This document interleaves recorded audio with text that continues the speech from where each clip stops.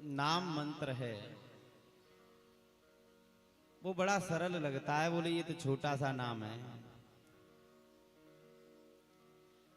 एक महात्मा जी गांव में, पहले महात्मा लोग घूमते रहते थे, जंगलों में ही रुकते थे। तो एक महात्मा जी घूमते फिरते गांव में पहुंचे तो पता चला कि बड़े विद्वान संत आए। तो एक भक्त पहुंचा, उसे बड़ा सत्संग का शौक था। उसने कहा महाराज जी आप तो बड़े विद्वान हो, हमें भी कछु सुनाओ।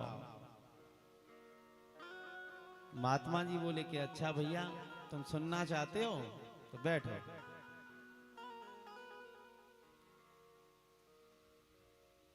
महात्मा जी ने कहा कि तुम्हें हम राम कथा सुनाए। अरे वो तो कई बार सुनी है, उसका क्या सुनाओगे?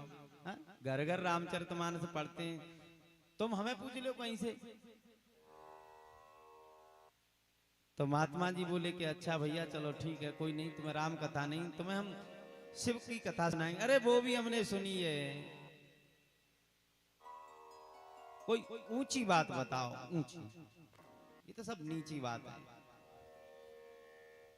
तो उन्होंने कहा कि देखो भगवान विष्णु के 24 अवतार हुए। बोले ये तो हमें पता है, ये मत सुनाओ, और ऊंची बात बताओ, कोई ज्ञान की, कोई वेदांत की बात बताओ।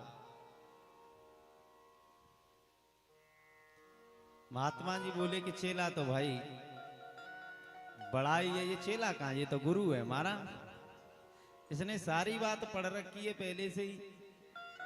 तो अब गुरुजी बोले कि अब गीता का तो कोई काट नहीं कर सकता, गीता जो है सर्व सिद्धांत सम्मत है।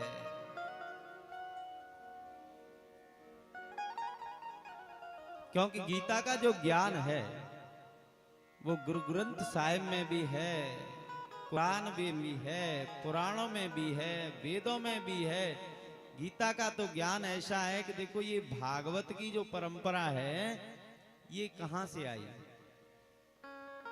भगवान आदि नारायण ने अपने पुत्र ब्रह्मा के लिए जो ज्ञान दिया वो भागवत।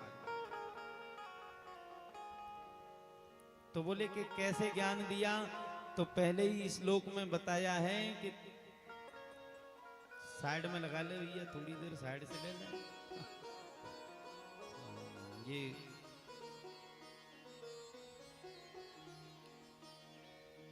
तो भागवत जी का ज्ञान जो है वो परंपरा से कि भगवान नारायण ने ब्रह्मा जी को दिया। कैसे कि हाथ मिलाया, कर स्पर्श करते ही उनके हृदय में वो ज्ञान प्रकट हो गया, मुख से बोलने की जरूरत नहीं पड़ी।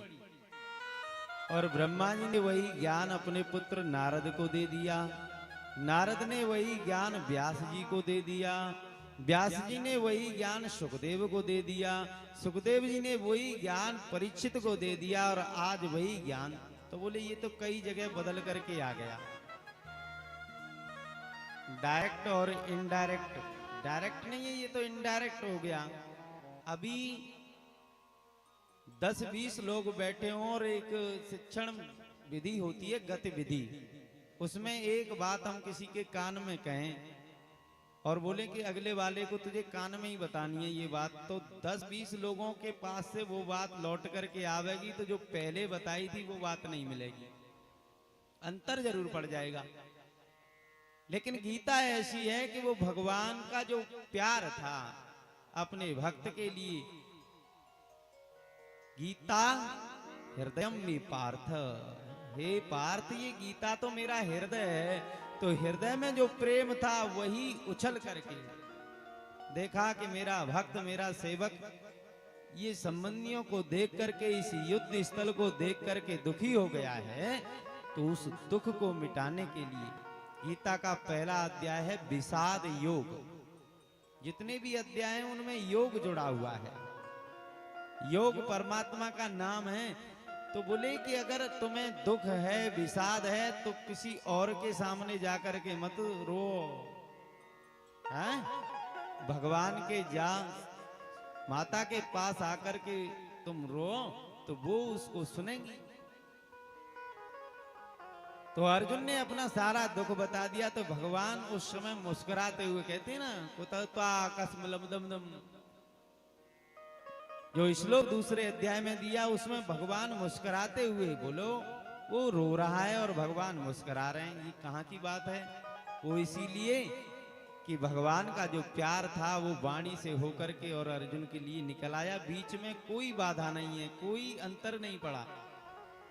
तो फिर वो महात्मा जी बोले कि अच्छा भाई अब हम तुम्हें गीता सुनाएंगे, तो पहले गीता का महात्म्य सुन लो।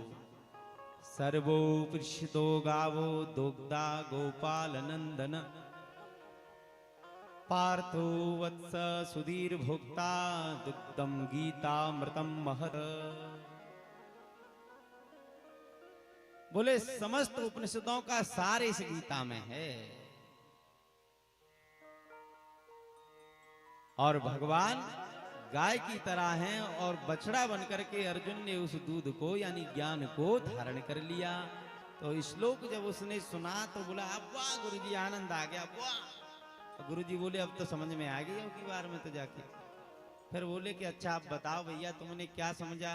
बोले अरे गुरुजी तुम हमें वैसे ही समझ रहे हो, तुमने जो बोला हमने सारी बात समझ ली, पर दो ही बात समझ में नहीं आई है। बोले क्या? बोले आपने जो श्लोक में बोला कि दुग्धा गोपाल नंदन, तो ये बताओ गुरुजी ये दो गधा कौन है? दुग्धा का मतलब तो दूध है, लेकिन वो जो सामने बैठा था उसने कहा बाबा बताओ ये दो गधा कौन है? तो गुरुजी समझ गए कि एक गधा तू और दूसरा मैं। तो यही है कि जब तक हम अपने मन को पवित्र करके, अपने विचारों को पवित्र करके गुरु का ज्ञान धारण नहीं करते, तो फिर हम उसका उल्टा ही अर्थ निकाल लेते हैं। आपने कथा सुनी कल, तो उसमें मथुरा में भगवान श्री